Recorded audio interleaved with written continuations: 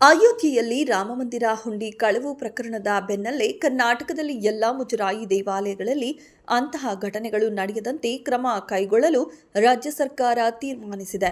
ಎಲ್ಲಾ ಮುಜರಾಯಿ ದೇವಸ್ಥಾನಗಳಲ್ಲಿ ಕಡ್ಡಾಯವಾಗಿ ಸಿಸಿಟಿವಿ ಅಳವಡಿಸಬೇಕು ಎಂದು ಮುಖ್ಯಮಂತ್ರಿ ಡಿಕೆ ಶಿವಕುಮಾರ್ ಆದೇಶಿಸಿದ್ದಾರೆ. ಬೆಳಗಾವಿ ಸುವರ್ಣಸೌಧದಲ್ಲಿ ಗುರುವಾರ ಸುದ್ದಿಗೋಷ್ಠಿಯಲ್ಲಿ ಈ ಘೋಷಣೆ ಮಾಡಿದ ಸಿಎಂ, ಮುಜರಾಯಿ ದೇವಾಲಯಗಳಲ್ಲಿ ಕಡ್ಡಾಯವಾಗಿ ಸಿಸಿ ಕ್ಯಾಮೆರಾ ಅಳವಡಿಸಲಾಗುತ್ತೆ.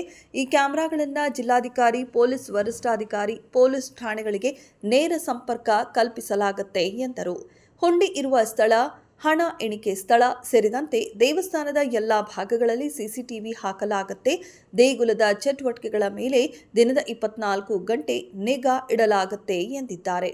ಇತ್ತೀಚೆಗೆ ದೇವಾಲಯದಲ್ಲಿ ನಡೆದ ದೇಣಿಗೆ ಕಳವು ಪ್ರಕರಣ ಸರ್ಕಾರಕ್ಕೆ ಹಾಗೂ ಭಕ್ತರಿಗೆ ಮಾನಸಿಕ ಆಘಾತ ಉಂಟು ಮಾಡಿದೆ. ಭಕ್ತರ ಭಕ್ತಿ ಭಾವದಿಂದ ಕಾಣಿಕೆ, ಹಣ ಹಾಗೂ ಬೆಳ್ಳಿ ಸೇರಿದಂತೆ ಅಮೂಲ್ಯ ವಸ್ತುಗಳನ್ನು ಸಮರ್ಪಿಸುತ್ತಾರೆ. ಇಂತಹ ಘಟನೆಗಳು ಮರುಕಳಿಸದಂತೆ ಕಟ್ಟುನಿಟ್ಟಿನ ಮುನ್ನೆಚ್ಚರಿಕೆ ಕ್ರಮ ಕೈಗೊಳ್ಳಲಾಗುತ್ತಿದೆ ಎಂದು ಹೇಳಿದರು.